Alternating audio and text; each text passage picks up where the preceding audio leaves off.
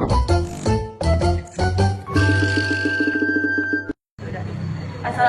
warahmatullahi wabarakatuh. Perkenalkan, nama saya Anissa Putri, NPM 21, dan teman saya Siti Idris dengan NPM 17. Saya Devi Febrianti dengan NPM 13. Saya Irhan Sulta Baroka, NPM 30. Baiklah, di sini kami ingin memenuhi tugas masyarakat multikultural, yaitu mewawancara masyarakat yang ada di Sungai Abu, Kecamatan Hiliran Gumanti, Kabupaten Solok. Di sini kami sudah ada bersama Bapak Wali dari di Sungai Abu. Boleh katakan namanya Pak? Perkenalkan namanya. Oke, saya sudah berkenalan. Terima kasih dari Fakultas PGRI Sumatera Barat. Kami dari pemerintah nagari, yaitu Wali Nagari Sungai Abu, Kecamatan Hiliran Gumanti, Kabupaten Solok. Nama kami Pak Triwanto, asli Sungai Abu. Baik, terima kasih Pak. Sebelumnya kami ingin mewawancarai Bapak mengenai tugas yang kami dapatkan dari kampus kami, Pak. Ya. Apakah boleh, Pak? Silakan. Satu lagi itu asal aja. Ya. Baik, Pak. Terima kasih, Pak. Ya, sama. Jadi saya dalam bidang bahasa, pengembangan bahasa yang ada di Sungai Abu ini, Pak. Kecamatan Hiliran Gumanti, Kabupaten Solok. Ya. Saya ingin bertanya, Pak. Apa sih bahasa yang paling sering digunakan di Sungai Abu ini dalam kehidupan sehari-hari? Bahasa yang sering digunakan Iya, bahasa untuk komunikasi bagi masyarakat Iya, itu bahasa daerah, bahasa daerah. bahasa daerah sini. Bahasa daerah Nusa Minang, Nusa Pak, ya? Minang. Iya. Tapi bahasa Indonesia juga apakah juga digunakan? Digunakan bahasa Indonesia digunakan, yaitu yang pertama di instansi pendidikan kita harus menyampaikan bahasa Indonesia dan bahasa yang harus dipelajari di sekolah, termasuk di perkantoran nanti pun di rumah. Tentunya kita sebagai guru pertama bagi anak-anak kita juga melatih anak-anak kita berbahasa Indonesia. Kalau kita berbahasa Indonesia, itu masyarakat pada umumnya mengerti semua. Cuman kadang-kadang sebagian masyarakat ini untuk ngomongnya kan susah. Iya, kan? untuk Nah, itu. ngomong. Ya, Pak. Kan ada di Indonesia ini kan bahasanya nggak cuma bahasa Minang, bahasa daerahnya kan beragam, Pak. Ya. Jadi selain bahasa Minang mungkin ada dari bahasa lain, kayak Bapak bilang tadi ada mungkin bahasa Kata, ada mungkin bahasa yang Jawa. lain, bahasa Jawa, ya kan juga banyak itu, Pak. Ya. Apakah mereka itu mempengaruhi bahasa di sini? Maksudnya juga menerapkan bahasa itu di sini? Ikut sama mereka gitu. Iya. Nah, kalau di sini mungkin itu yang terpengaruh paling contohnya ada satu rumah warga, ada keluarganya yang datang, atau orang yang beristri di sini atau punya suami di luar pulang ke sini, ya kan?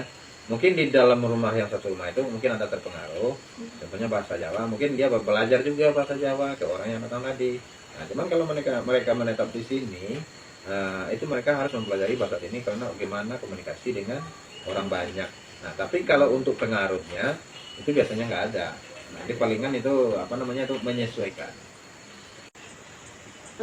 Siang Pak, saya Irhan Sulta Baroka dari Universitas PGRI Sumatera Barat. Saya ingin menanyakan beberapa pertanyaan kepada Bapak.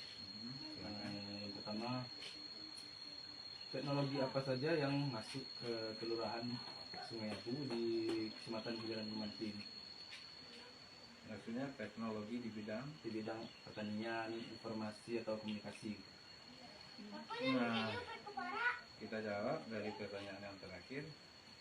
Yang pertama masalah teknologi yang sudah sampai ke Nagari Sungai Abu terkait informasi dan telekomunikasi. Nah, kalau untuk telekomunikasi, alhamdulillah di 2024 ini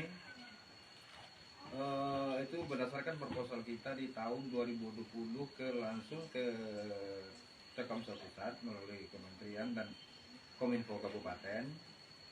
Alhamdulillah sekarang itu ada dibangun tower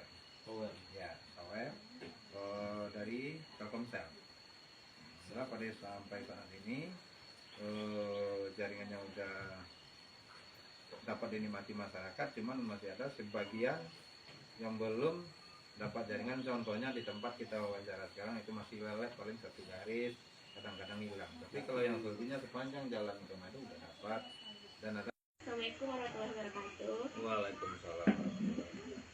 Saya izin bertanya, Pak. Apa mata pencarian utama masyarakat di Sungai Abu?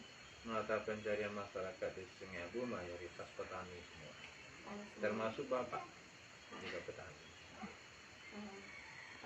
Terus apakah masyarakat sering saling membantu dalam kegiatan mata pencarian?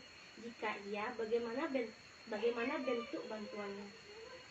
Nah, itu dari dulunya sampai saat ini, khusus untuk di Nagari Sungai Abu itu masih terpelihara dengan baik. Mereka kerjasama dan saling membantu. Contohnya, mayoritas di sini kan petani semua, ya kan? Contohnya dengan pola tanam padi di sawah, ya kan? Nah, kalau namanya di Sungai Abu itu namanya mulai dari orang menggarap dari sawah yang mau digarap mau ditanam padi, itu namanya mereka tuh melakukan malam biari. Jadi malam biari itu ada contohnya ada temannya 10 atau berapa orang. Nah, jadi yang dari 10 orang itu hari satu, kalau 10 orang hari yang pertama si A, hari yang kedua si B, jadi mereka gantian membantu teman-temannya, kawan-kawannya. Jadi kalau anggotanya 10 sampai 10 hari, ya kan? Nah, itu salah satu. Termasuk juga kalau untuk di perkebunan juga seperti itu, ya kan? Mereka saling bantu dan saling membahu dan mengadakan, nah namanya itu sama dengan kayak arisan itu ya. Nah, sama dengan kayak arisan lah gitu.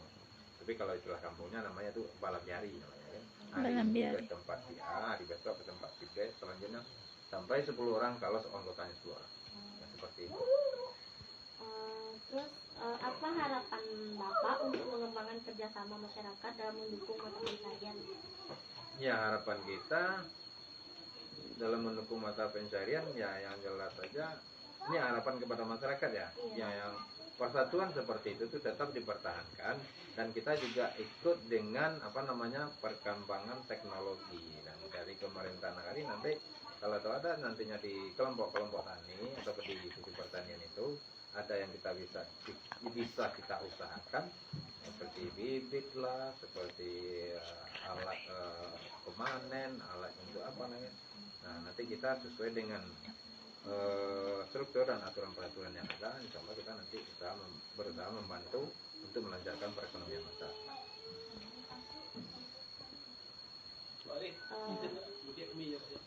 Dati.